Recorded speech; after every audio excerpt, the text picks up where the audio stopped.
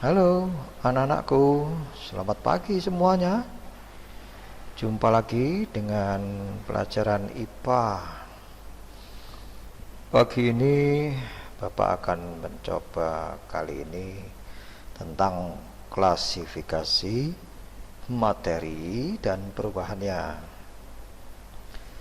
Kalian tahu ya, klasifikasi itu apa? Kelompokan. Materi itu segala suatu zat benda yang ada di sekitar kita, dan bagaimana zat-zat itu berubah. Baik, sebelum kita melangkah, kita coba melihat kompetensi dasarnya ini. Jadi kita harus bisa menjelaskan ya konsep campuran dan zat tunggal, unsur dan senyawa, sifat fisika dan kimia, serta perubahan fisika dan kimia dalam kehidupan sehari-hari. Indikatornya ada beberapa. Kita bisa menggolongkan karakter-karakter dari wujud-wujud zat tadi. Pada cair gas, kita juga bisa menjelaskan perubahan wujud. Kemudian kita juga bisa menjelaskan nanti perbedaan apa itu unsur, senyawa, dan campuran. Kita juga bisa menjelaskan sifat fisika dan sifat-sifat kimianya. Lalu mendeskripsikan juga perubahan-perubahan yang secara fisika dan perubahan-perubahan yang secara kimia. Kemudian kita nanti akan pelajari asam, kemudian basa, lalu garam, juga contoh-contoh ya. Lalu kita juga bisa menganalisis menggunakan indikator asam, basa, dan yang terakhir menentukan metode pemisahan campuran. Baik, kita langsung saja ke seksi berikutnya. Nah, ini anak-anak, ini ada zat ya. Zat ini ada zat padat atau solid, kemudian juga ada wujudnya cair ya toh? Kemudian juga ada wujudnya gas. Cair biasanya kita sebut dengan liquid ya. Oke. Coba lihat yang padat. Benda padat itu dimasukkan ke wadah yang lebar, ke wadah yang sempit, bentuknya sama aja, nggak ada perubahan ya. Tapi kalau cair gimana? Dimasukkan ke tempat yang lebar ya begitu, dia juga melebar. Dimasukkan ke tempat yang sempit juga mengikuti bentuknya, tempatnya seperti itu. Nah, bagaimana dengan gas? Gas juga begitu, mengikuti tempatnya ya. Jadi mengikuti tempatnya, volumenya mengikuti tempat dia. Ini di tempat yang lebar volumenya sama dengan tempatnya yang lebar itu. Sedangkan yang sempit dia volumenya ya jadi sempit juga ya. Dia tersebar ke segala arah kalau gas. Jadi tidak hanya di bawah saja atau di atas saja, tapi tersebar ke segala arah. Kalau di tempat yang lebar dia semakin renggang ya, semakin bebas dia bergerak. Tapi kalau tempat yang sempit dia semakin rapat antara partikelnya ya, semakin rapat, semakin sempit, semakin padat gitu ya. Oke, kita akan mencoba melihat kalau padat itu letak molekulnya teratur, berdekatan ya toh. Kalau cair bagaimana? Kalau cair ya relatif berdekatan sih ya, tapi lebih jauh daripada padat, artinya lebih renggang. Jadi partikel-partikelnya lebih renggang daripada yang padat. Bagaimana kalau gas? Wah, kalau gas mah bebas ya, letak molekulnya jauh-jauh banget. Dia lari sana lari sini, nabrak sana nabrak sini, itu kalau gas begitu. Kemudian kalau padat gimana gaya tariknya? Gaya tarik antar molekulnya kalau padat itu kuat, sehingga apa? Kita memisahkannya saja lebih susah daripada kita memisahkan molekul-molekul zat cair atau zat gas. Kalau zat cair bisa kita pisahkan ya, kita tuangkan dia tumpah ya, kemudian kalau gas lebih gampang lagi, wadahnya dibuka, tutupnya, dia keluar semua. Kenapa? Karena di luar lebih bebas dia daripada di dalam gitu. Gerakannya gimana? Kalau yang padat gerakannya gimana? Gerakannya hanya bergetar-getar aja di tempatnya ya, bergetar di tempatnya, nggak pindah-pindah, nggak bisa pindah dia ya. Kalau cair ya masih bergetar di tempatnya, tapi dia bisa pindah-pindah ya, bisa ke sana ke sini, ke sana ke sini gitu. Contohnya air laut tuh, air laut bisa bergejolak ya. Atau kamu taruh air aja di ember, digoncang-goncangkan. Atau kamu taruh air di gelas, digoncang-goncangkan. Ya, jadi itulah beda-bedanya. Kalau gas gimana? Kalau gas mah bebas ya. Oke, jadi kamu jangan seperti gas ya, nanti kamu bebas. Terlalu bebas, tidak boleh. Baiklah, tentang pemisahan molekulnya, kalau padat ya susah ya. Kalau air ya dia agak gampang kita pisahkan. Yang paling mudah ya gas. Yang paling mudah kita memisahkan gas. Kita letakkan di tempat yang lebih lebar atau luas, dia akan semakin senang atau semakin mudah untuk bergerak. Contoh-contoh saya rasa kalian tahu, padat itu seperti apa, cair itu, dan gas juga seperti apa. Oke, kita melangkah berikutnya. Nah, di bagian ini ada yang namanya unsur, ada yang namanya senyawa, ada yang namanya campuran. Oke, unsur itu apa?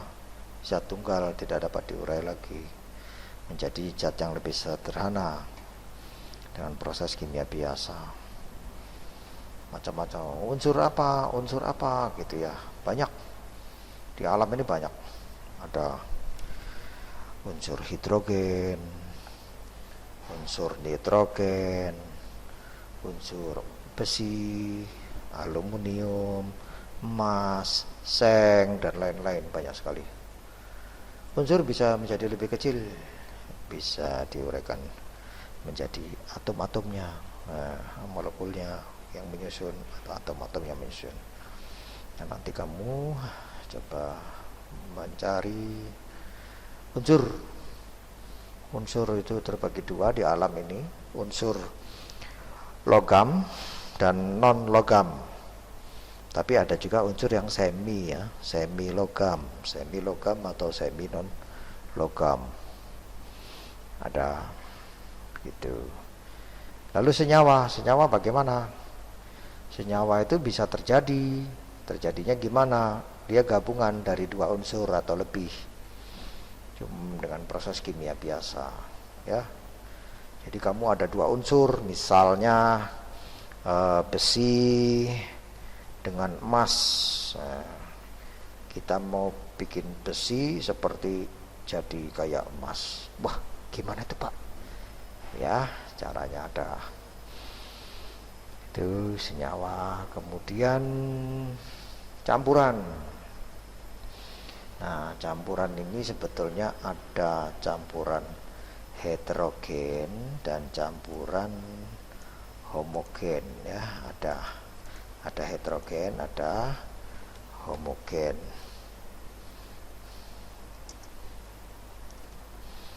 Nah, bedanya apa nih?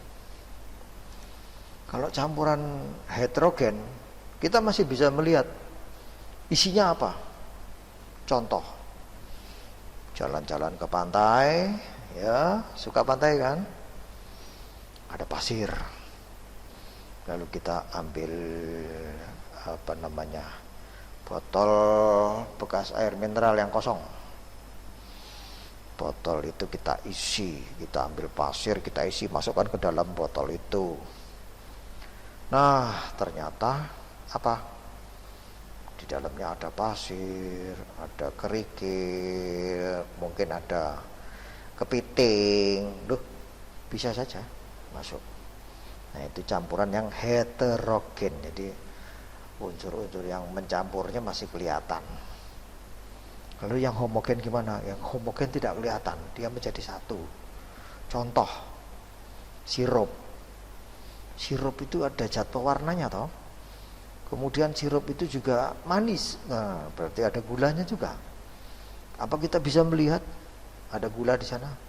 Tidak bisa. Yang bisa kita rasakan saja, tidak bisa kita lihat. Nah, itu yang dinamakan campuran homogen ya.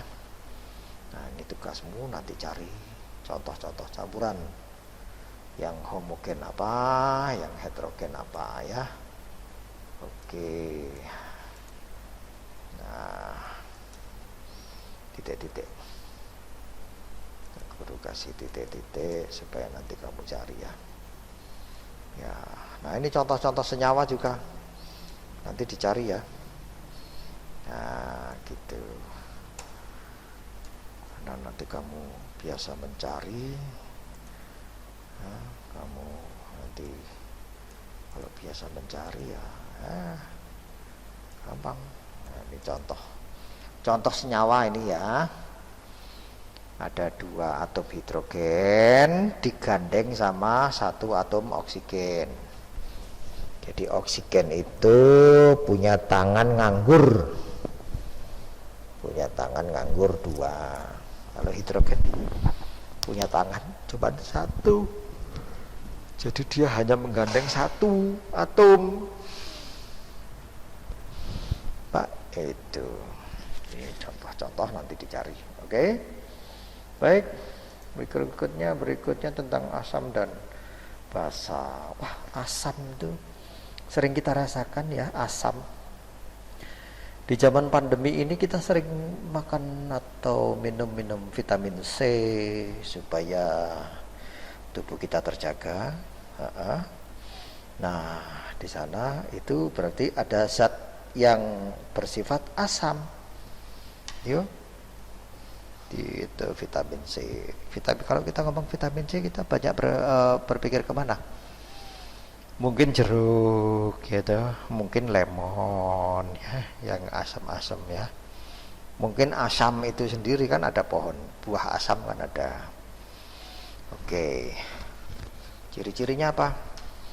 Ya rasanya masam. Ya. Kalau bukan makanan jangan dicoba ya. Kalau itu makanan boleh.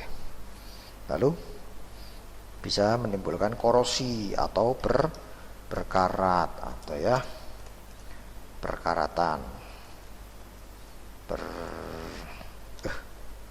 perkaratan. Contohnya apa? Besi didiemin aja ya, lama-lama dia berkarat. Iya. Nah, terus ada indikator ya, alat yang namanya kertas lakmus. Kertas lakmus itu kalau dia warnanya biru, dia berubah menjadi merah ya. Mana ya biru ini Bapak kasih kertas lakmus warna biru. Nah, ini cacanya kertas lakmus warna biru. Ini biru apa hijau ini? Oh, hijau ini ya. Janganlah diandu aja. Kita yang biru. Mana yang biru ya? Tidak ada ya, di sini nggak cukup ya. Kertas lakmus warna biru.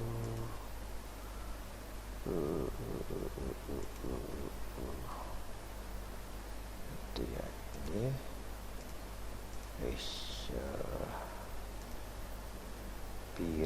Biru yang mana ya? Yang ini ya, purple. Ini blue. Nah, kita ambil kertas lakmus yang warnanya biru. Nah, ini kertas lakmus warna biru. Nah, nanti bisa menjadi warna merah. Ya. Kita cari lagi yang warnanya merah. Mana merah? Loh. Enggak ada. Gimana? Gini. Merah ya. Merahnya tapi agak pink loh nak. Highlight. Oke, kita tambah lagi ya. Nah, jadi kalau dicelupkan ke zat yang asam, dia akan menjadi biru, ini akan menjadi merah. Ya, kalau dimasukkan ke zat yang asam. Tapi bagaimana kertas lakmus yang warnanya merah kalau dicelupkan ke zat yang asam? Kertas lakmus yang warnanya merah akan tetap menjadi merah. Nah, begitu. Beda dengan basa.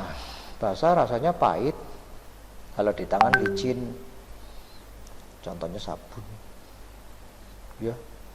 Nah, ini nanti kalau kita ambil kertas lakmus yang warnanya merah di tempat yang kita letakkan di tempat yang bersifat basah, kertas lakmus merah ini akan berubah menjadi warnanya biru gitu.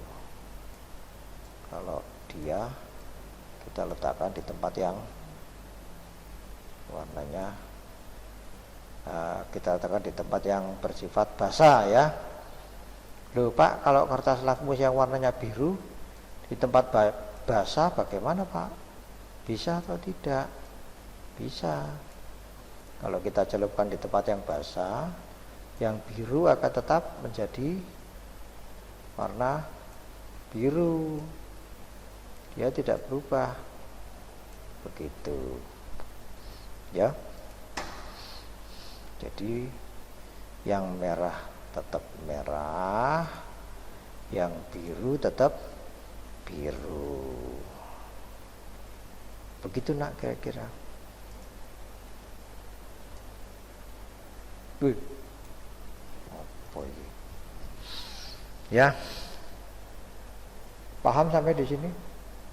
Paham. Saya yakin kalian paham. Nah, terus ada lagi nih. Garam. Kita sering makan garam. Kalau masak dikasih garam. Ternyata garam itu sebetulnya itu hasil reaksi dari benda yang bersifat asam dan benda yang bersifat basa. Itulah garam, ya. Jadi kalau kita makan garam berarti ya ada asamnya ya, ada basanya ya. Ya wis, paham ya. Nanti contoh-contoh asam apa saja, contoh-contoh basa apa saja. Kalian catat apa yang ada di rumah yang bersifat asam dan bersifat basa, gitu ya.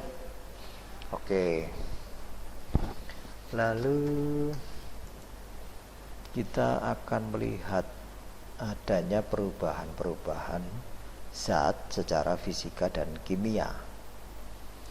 Bagaimana sih benda itu akan berubah secara fisika? Bagaimana benda itu akan berubah secara fisika? Maksudnya gimana? Dia berubah, tetapi zat atau unsur aslinya masih ada. Contoh nih, es pencair, atau sebaliknya air menjadi es. Ini berubah secara fisika. Jadi zat aslinya masih ada. Nah, beda dengan perubahan secara kimia. Bagaimana benda berubah secara kimia? Dia membutuhkan sebuah reaksi. Ya. Nah, benda yang berubah secara kimia itu Zat aslinya tidak terlihat lagi. Ya, zat aslinya atau unsur aslinya sudah tidak terlihat lagi, dia akan menjadi zat baru, ya. Kemudian ciri-cirinya selain zat baru dalam efeknya mungkin timbul gas atau juga mungkin timbul endapan,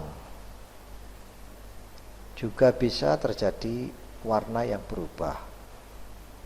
Nah, biasanya kalau ada timbul gas, ada perubahan suhu, ya. Contoh, nih, kertas dibakar, ada gasnya, ada asapnya itu, ya kan? Suhunya, ya berubahlah suhunya. Tadinya kertasnya adem, setelah dibakar kan panas, gitu ya. Oke. Kemudian ada endapan, ada, ya. Ini contoh perubahan, bedanya perubahan secara fisika dan secara kimia. Baik. Oke, sekarang kita melihat bagaimana kita bisa memisahkan campuran. Ya. Kita bisa memisahkan campuran. Yang pertama dengan cara filtrasi. Filtrasi, ya. Filtrasi itu penyaringan. Nah, biasanya ukuran partikelnya lebih besar dari saringannya. Untuk penyaring yang lebih halus digunakan kertas saring. Kertas saring itu kertas tapi dia masih memiliki pori-pori. Sama seperti kita pakai masker, itu dia padat tapi masih ada rongga-rongga atau pori-pori. Nah, contoh gimana kita mau nyaring apa? Kita mau minum kopi, nggak pakai ampas, kita saring saja ampas kopinya, sehingga kita minum kopi tanpa ampasnya, ya. Kecuali kamu suka ampas kopinya. Biasanya yang cewek-cewek ampas kopi katanya buat facial, buat make up katanya, ya. Biar tambah kelihatan wow. Demikian. Ada lagi cara lain memisahkan campurannya, cara sentrifugal atau diputer-puter. Jadi dimasukkanlah zat itu ke dalam tabung, lalu diputer dengan kencang. Ini yang sederhana, hanya seperti ini saja. Dicantolkan, terus ini diputer dengan, ya, ada alat pemuternya di sini. Nah, dia muter. Zat yang lebih berat akan berkumpul di bagian pinggir, ya, sehingga nanti akan terjadi di tempat yang paling bawah dari tabung itu. Contoh, ini hasilnya nih. Ini hasilnya, ya. Sebelum diputer ini, jadi nyampur. Setelah diputar misah. Buat apa kira-kira? Kita bisa memisahkan sel-sel darah merah dan sel-sel darah putih. Pak, saya perlu darah putih. Oh ya, ini ada donor. Terus diputar gini, ambil darah putihnya. Gitu ya, Nak, ya. Tapi jangan, ya, jangan sampai kalian kekurangan darah putih atau kekurangan darah merah. Semuanya harus seimbang. Baik. Lalu kita juga bisa memisahkan dengan cara penyulingan atau destilasi.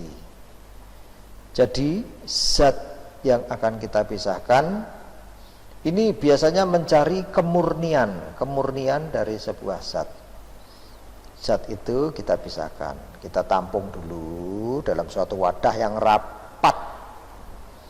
Kenapa? Karena kita akan menguapkan zat cair yang ada di situ.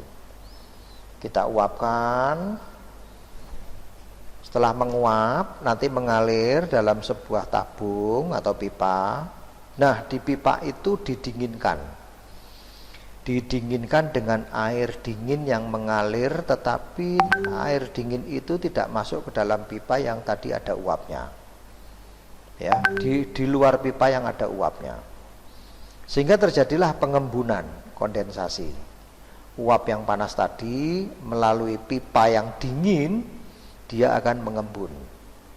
Setelah mengembun, maka keluarlah lagi zat cair ya, yang sudah menjadi cair kembali. Nah, air ini adalah air murni ya.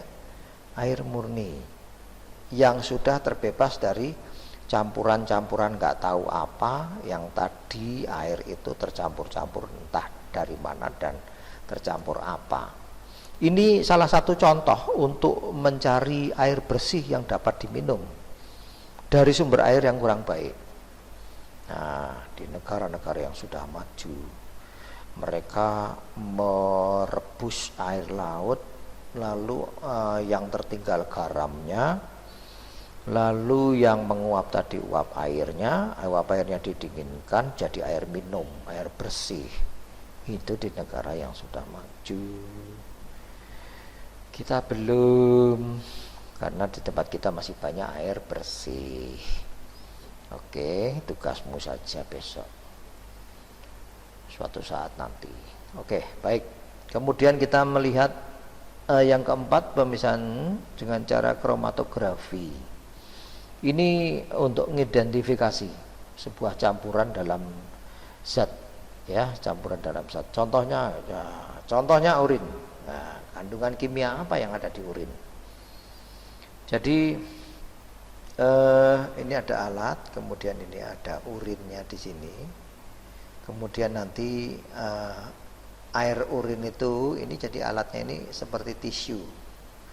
Ini naik dia, set, melunturkan titik-titik yang ada di sini.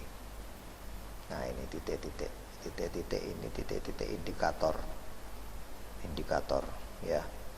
Mana yang luntur? Nah, yang luntur apa? Nah, kalau ada urin mengandung narkoba, gitu ya, itu nanti sudah ketahuan.